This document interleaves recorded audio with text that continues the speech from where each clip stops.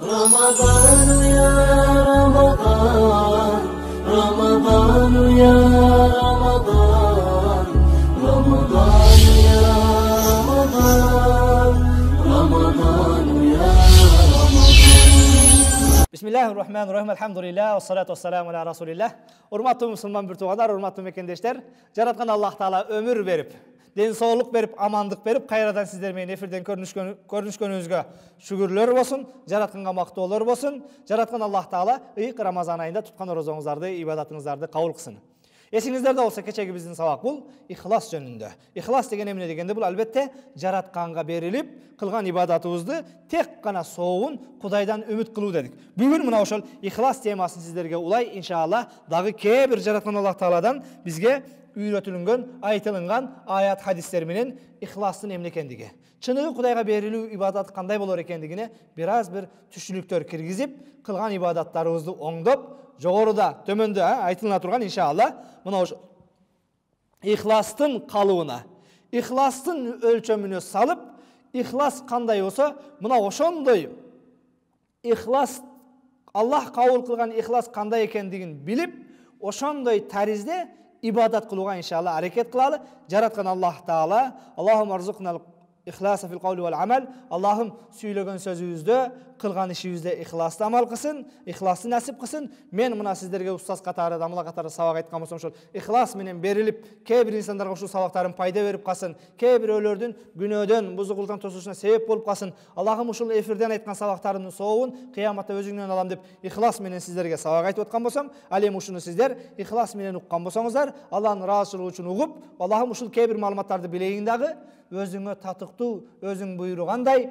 пайгамбар көрсөткөндөй ибадат кылайын деп, эгер мына ошол максатта сабак уккан, сабак көргөн болсок, албетте бул нерсе үчүн да өзүнчө бир соо болот экенбиз.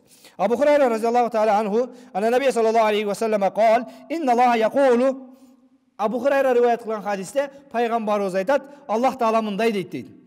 Ана агна шуракай ани ширк. Мен силер ширк кыла турган, силер шерик кошо турган нерселердин бардыгынан калысмын, бардыгынан муктажсызмын. فَمَنْ عَمِلَ عَمِلًا فَأَشْرَكَ فِيهِ غَيْرِ فَأَنَا مِنْهُ بَرِيءٌ.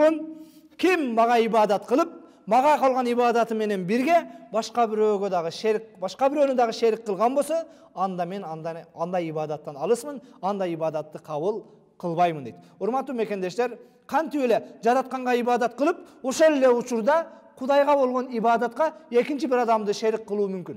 Албетте бул мына ошол биз өткөн сабагыбызда айткандай, Peygamber sallallahu aleyhi ve sellem ümmetin bardığı çoğun şirkten kutulgan. Taşka, küngö, ayga, tengirge sıyınbaydı. Ümmetin bardığı Kudayga gana sıyınat. Bирок kiçineke şirk degen bar bul, Kudayga sıyınıp atıp ele reklama kılgısı kelip ketedi. Kudayga sıyınıp atıp ele maktangısı kelip ketedi. Kudayga sıyınıp atıp ele biröөгө көрүнгүсү kelip ketedi. Mına oşol nerse Kudayga ibadat kılıp atıp, mına oşol maktangısı kelgen adamga dagı koşumça şerik kılgan bolot. Oşondan dagı Allah Taala oşol jaman adatlardan saktap inşallah ne? Mına oşol ihlas menen, berilүү menen Kudaydan soğun ümit kılıp tak jaratkanın rahatsızlığı için ibadat kılууну bаарыбызга nasip kılgan bolsun. Elbette kebir insanlar bugün Ramazan günlerinde oroza karbayt, kebir atalar. Yemak sakal bolup kaldım, kelinime uyat, nevrelerge uyat dep. Eğer kelinime, nevreme uyat dep oroza karmay turgan bolsak, siz jaratkan Allah Taalaga emes, kelininizge ne ibadat kılıp atasız. Ошондуктан дагы мындай ibadattар кабыл болбойт. Ошондон урматтуу мусулман bir туугандар, жашыңыз канчага чыкпасын, досума уят, кошуналарга уят, мечиттеги балдарга уят дебесем, балким Аллахым сен буйруганың үчүн, сен фарз кылгандыгың үчүн тутуп атам дейли. Кээ-бир insanlar бар, пенсияга чыктым, мен уят мечитке барбасам болбойт дейт. Пенсияга чыккандыгыңыз үчүн, карыгандыгыңыз үчүн эмес, жараткандын буйругу болгондугу үчүн намаз окушуңуз керек. Мына ошондуктан кылган амалдарда урматтуу мусулман bir туугандар, ниеттерди bir жаңылап bir түздөйлү. Ел канчалык сүйлөбөсүн, башка кылбасын, элдин ыраазычылыгы үчүн мечитке келген, элдин ыраазычылыгы үчүн орозо туткандын соогу жок.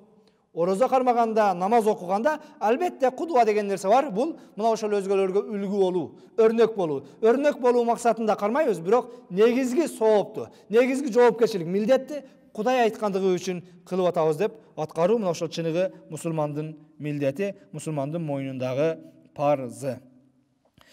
Урматтуу мекендештер, ихлас, ихлас, ихлас. Berilүү менен ибадат кылуу, Кудайдын ыраазычылыгын үмүт кылуу деп атабыз. Ихлас кимдерде бар? Siz ihlaslıların қатарына киресизби, кирбейсизби? Бүгін мен сіздерге кээ-бир erecelerdi үйрөтөм, erecelerdi айтам. Мына ошол erecelerdi өзүңүздү ошол erecelerдин калыбына салып көрүңүз. Эгер ошого дал келип аткан болсо, анда сиз ихластуулардансыз. Эгер дал келбей аткан болсо, анда ихластуу оңдош керек. Мына Рамазандын урматына өзгөрүп, калган Рамазан күндөрүн ихласка ылайыктуу, ихлас менен ибадат кылууга аракеттениш керек. Ихластын белгилери. Birinci ihlasın belgesi bul. En yestavi amalika fissir vel alaniya fil batin ve zahir. İhlasın en birinci belgesi bul. Birөө көрүп турганда дагы, көрбөгөндө дагы, ашкере дагы, жашыруун дагы бирдей ибадат кылуу дейт. Кээде мечитте аябай берилип намаз окуйбуз. Рүкүү саждалары uzun. Ал эми үйдө жалгыз окуганда эч ким жок жерде шашып-пушуп окуп жумушка башкага шашып атабызбы кандай? Үйдө окуган намазыңыз менен эч кимге көрүнбөгөн жерде жамаат менен окуган намазыңыз бирдей болсо, ушул ихлас экен. Кээде сооп иштерди кыласыз. Бирөө көрүп турса кантип бересиз, көрбөй турса кантип бересиз. Айырмасы жок, мына ошол бирдей болгон болсо, ошол ихлас экен, урматтуу мусулман туугандар. Ал эми ихластын экинчи белгиси бул айястави ал-мадх ва зам индак. Сени бирөө мактаса дагы, жамандаса дагы, урушса, жемелесе дагы кылып аткан ишиңден кайтпашың керек. Мисалга ала турган болсок, көпчүлүк учурда бүгүн мечиттерге, медреселерге жардам берип, дуа кылып койгула дейт. Дуа кылса, кылбаса бирдей Кудай үчүн беришиң керек. Балким кээде бергенден кийин ушунча сурансак, ушуну эле бердиңби деп кайтып, бергениңе ыраазы болбосо, кээ бирөөлөр жемелеп кое турган болсо, ага дагы ыраазы болушуң керек. Мен колумдан келгенин бердим, Кудайдан соогун үмүт кылам. Сенин мактооңа дагы, каргышыңа дагы муктаж эмесмин деп. Демек, урматтуу мусулман бир тууган, кээде көчөбүз үчүн, айылыбыз үчүн, өзүбүздүн жашаган чөйрө үчүн бир сооптуу иштерди кылабыз, бирок ошол не? Айылдын башчыбыз, айыл өкмөтүбүз, же мына ошол аксакалдар жамааты бир рахмат башка айтпаган болсо, кээ бир инсандарды билебиз, мына ошол жолго шагал төктүрүп коёт, жолун асфальт аттырып коёт. Мына ошого бир жыл жыйынтыгында башкада жылдын мыкты атуулуу же биздин не? Айылдын активисти, биздин айылдын мыктысы деген бир мактоолорду айтпаган болсо, аксакалдар чогулуп бир бата бербеген болсо, кайгырба, капа болбо. Ошого эгер кайгырып аткан болсоң, ушунча жакшылыгымды билбеди менин айылдаштарым, ушунча кылган соо ишимди бул кишилер түшүнбөдү деген болсоң, анда ихлас жок. Ихлас кылат экенсиз, бирок рахматты, ыраазычылыкты күтпөйт экенсиз. Адамдар мактаса дагы бирдейсиз, жамандаса дагы бирдейсиз. Мына ошол эмне? Ыйманыңыз бирдей туруш керек экен, өзгөрбөстөн. Мына ошол ихластын экинчи белгиси экен. Аламату салиса, ихластын үчүнчү белгиси бул ала татлуб шухудан ала амалик иллаллах. Ихластын үчүнчү белгиси, урматтуу мусулман бир туугандар, бул кылган ишиңе бирөөлөрдүн көрүүсүн каалабайсың. Кылган соо ишиңди. Бүгүн кээде канчалаган Рамазан айында өзгөчө фонддор бар, башкалар бар, оозачарлар кылып атат, жанакындай садакалар таркатып атат, зекеттер таркатып атат. Өзүнөн мурда, жардам берерден мурда камерасын алып барып коёт. Не үчүн? Мына биздин жетекчилик, же биздин компания, же биздин фонд, биздин жамаат моондой сооп иштерди кылды деп туруп, биринчи барып камерасын жарыя кылып, интернетке, фейсбукка, башкага жүтөйт. Албетте, урматтуу мусулман бир тууган, ихласты карап коюш керек. Ихластын белгилеринен болгон белги бул кылган ишиңди бирөөлөрдүн көрүшүн каалабайсың дейт. Өзгөчө сооп ишиңди бирөөлөрдүн көрүшүн каалабайсың дейт. Чыныгы ихлас, урматтуу мусулман бир тууган, күнөөлөрүңдү жашыргандай, соогуңду жашырсаң, ушул ихлас. Кээде кылган күнөөбүздө жакшы бирөө байкабай калды, көрбөй калды дейбиз. Ошол сыяктуу сооп ишиңди да бирөө көрбөй калган болсо, мына ушул ихлас. Демек, ихлас деген бул жараткан менен жалгыз эсептешүү. Сооп ишти кылат экенсиз, Аллахым бүттү, ушуну менен кабырда жалгыз калганда эсептешип алам сени менен. Аллахым кыяматка барганда өзүңдөн алам деп. Бул дүйнөдө мен сага баягыда жардам берип койгом, жана кээ бир инсандар бар. Бир жол чай берип коюп, мен катта кылган жигит дейт. Ошондой берген нерсеңизди милдет кылбасаңыз, ихластуусуз. Эгер милдет кылган болсоңуз, сооп жок. Анда сизде ихлас деген нерсе жок. Ихластын калыбына кылган сооп амалыңыз түшпөй атыптыр. Демек, ихлас дегени, урматтуу мусулман бир туугандар, кылган ишиңизди жараткандан үмүт кылат экенсиз, анан реклама кылбайт экенсиз. Үчүнчүсү, мына ошол күнөөңүздү кандай бирөөлөр көрүшүн каалабайсыз. Сооп ишиңизди ошондой каалабасаң, Кудай билсе болду деген болсоңуз, мына ушул чыныгы ихлас экен, урматтуу мусулман бир туугандар. Урматтуу мекендештер, ал-ихлас хуа ад-дин куллу. Ихлас деген бул диндин баары. Кыйла шатру дин, диндин жарымы дешти, валакин ал-хакыйка huwa ad-din kullu. Kээ bireulер диндин жарымы ихлас дейт. Бирок туурасы дин толугу менен мына ошол ихластуулук. Wa ma'al ikhlas yanfa'u kasirul amal wa qalil.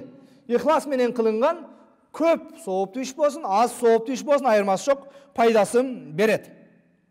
Wa min duni ikhlas, ал эми ихлассыз кылынган амал la yanfa'u wa la kasirul amal wa la qalil.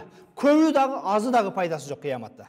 Ихлассыз адамдарга мактаныш үчүн этаж медресе салсаңыз, километрлеп жол салсаңыз, мечиттерди салган болсоңуз, бирок максатыңыз адамдар мактасын, шайлоодо добуш берсин, адамдардан мактоо угуш, реклама болуш, өзүңүздүн электоратты топтош боло турган болсо, анда кыяматта эч кандай сооп жок. А бирок жараткандан сообун үмүт кылган болсоңуз, анда ал ихластын пайдасы тиет экен. زيد بن أرقم قال لا أقول لكم إلا كما كان رسول الله صلى الله عليه وسلم يقول. Zayd ibn Arqam aytат, men силерге өз оюмдан бир нерсе айтпайын дейт. Пайгамбардын эле айткан сөзүн силерге жеткирип коеюн дейт. Пайгамбар саллаллаху алейхи ва саллям айткан: "Аллахумма инни аузу бика мин илмин ла янфа." Аллахым пайдасыз илимден сактооңду сураймын. Ва мин калбин ла яшба. Тойбогон жүрөктөн. Ва мин нафсин ла ташба. Коркпогон жүрөктөн, тойбогон нафстан сактооңду сураймын. Ва мин даъватин ла юстажабу лаха. О Аллахым, сага кабыл болбогон, сага жетпеген дуамды кабыл кылышыңды сураймын дейт. أخرج مسلم والترمذي والنسائي. قد يراك البعض تقيا وقد يراك آخرون مجرما وقد يراك آخرون كذا وكذا. Kəydə kəbir öyle sizdi? Bu taksır, davatçı, takvadar deşi mümkün. Misal qala turgan bolsok men ele. Şumqardamlı azamat qatırıp sabaqtarda aytып atat, davatın qılıp atat, başka qılda deşi mümkün. Al эми kəbir öyle, bu şumqar akmak, bolboğur adam, antip atat, mintip atat deşi mümkün. Дагы кээ бирөөлөр илимдүү жигит деши мүмкүн. Дагы кээ бирөөлөр динге аябай жакшы кызмат кылып атат деши мүмкүн. Бирок, лакин ал-хакыйка аннака анта адра би нафсик. Бирок туурасы адамдар айткандай эмес. Сен кандай экенин өзүң жакшы билесиң. Адамдар таквадар десе таквадар болуп кетпейт экенбиз. Адамдар бул ушундай ыймандуу десе ыймандуу болуп кетпейт экенбиз. Адамдар илимдүү, динге аябай кызмат кылып атат десе, мекенге, мамлекетке тынчтык, өнүгүүгө, өсүүгө, элибизди агартууга салым кошуп атат деген болсо, салым кошкондордун катарына кирбей калат экенбиз. Ал-хакыйкат аннака тадри. Туурасы сен өзүң билесиң, эмне максатта кантип кылып атканыңды. Бирок кээде эме деп коебуз? Эми Кудайдын ыраазычылыгы үчүн дейбиз. Эми Аллах кабыл кылсын дейбиз. Кудай сообун эселеп берсин дейбиз. Бирок туурасы бул адам баласы өзү билет. Хуа сиррун алакатун би раббик. Бул Кудай менен болгон биздин байланыш. Муну биз аябай жакшы баамдайбыз. Фала ягурраннакал маадихун ва ла ядурраннакал qadihun. Сени мактагандардын мактаганы көкөлөтүп бербесин, жемелегендердин жемеси чөктүрүп бербесин. Лианнал хакыйката тaqul. Анткени акыйкат адамдар мактаса дагы, жемелесе дагы сен жөнүндө кереметтүү Кур'ан мындай дейт. Балил инсану ала нафсиги басира. Адам, инсан өзүн өзү аябай жакшы билет дейт. Адамдар мактаса, мактауга татыктуу эмес экенбиз, жамандаса, жемеге татыктуу эмес экенбиз. Балким биздин кандай экендигибизди өзүбүз жакшы билет экенбиз. Мактай турган адамбызбы, мактабай турган адамбызбы? Урматтуу мекендештер, биз ар бирибиз өзүбүздүн кандай экенибиз жана кыздын сыры төркүнгө маалым дегендей, ар кимибиздин сырыбыз өзүбүзгө маалым экен. Кереметтүү Кур'анда Аллах Таала балил инсану аля нафсиги басира. Инсан өзүн өзү аябай жакшы билет дейт. Урматтуу мекендештер, мин хутуратил айши байна таа вал маасия аннака ла тадри фи айи фатра минхум сатакуну ал хатима. Акыркы сиздерге бүгүнкү эфирден эскертүү катары айтарым. Эң адам баласы үчүн коркунучтуусу күнөө менен сооптун, ибадат менен күнөөнүн ортосунда ойногону. Рамазанда орозо кармап коет. Кечке ачка жүрөт, кечинде арак ичип коет. Кечке ачка орозо кармайт, кечинде насвай менен сигарет менен ооз ачат. Кээ бир инсандар бар. Рамазан ичип 30 күн мечиттен калбайт, Рамазан чыкканда таштап коет. Эң жаманы, адам баласы үчүн эң коркунучтуусу ибадат менен күнөөнүн ортосунда ойногону. Анткени сен билбейсиң. Кайсыл тарапта турганыңда Азраил келип жаныңды алып, кайсыл тарапта жан бересиң. Ошондуктан дагы дайым Аллах Тааладан сурайлы, Аллахым өрнөктүү, үлгүлүү өлүм берсин. Жараткан Аллах Таала өзүнө тооба кылган абал деп жаныбызды алсын. Allah Taala Allahumma arzuqna qablal mauti tawba. Ölümden murda tawbanı nasip etsin. Ve indal mauti raha. Ölüm uçurunda rahat nasip etsin. Ve ba'dal mauti alemi ölümden keyin özünün keçirimin, mağfiratını nasip kılsın. Urmatlı Müslüman bir tuğanlar, ihlas menen oruza kırmağınızlar, ihlas menen taravih tahajjudga kattаңыздар. Jaratkan Allah Taala Ramazan günlerinde barыбыздын süylegen sözübüzdü, kılgan amallarыбызda ihlasты nasip kılsın, tutkan orozаңыздар kabul kılsın. Kudayım buyursa kelerki efirde ihlas tuuralı sabagыбыздын kalgan ulantabız. Saq salamatla görüşkөнгüçe aman bolуңуздар. Assalamu aleykum ve rahmetullahi ve berekatuhu. رمضان يا رمضان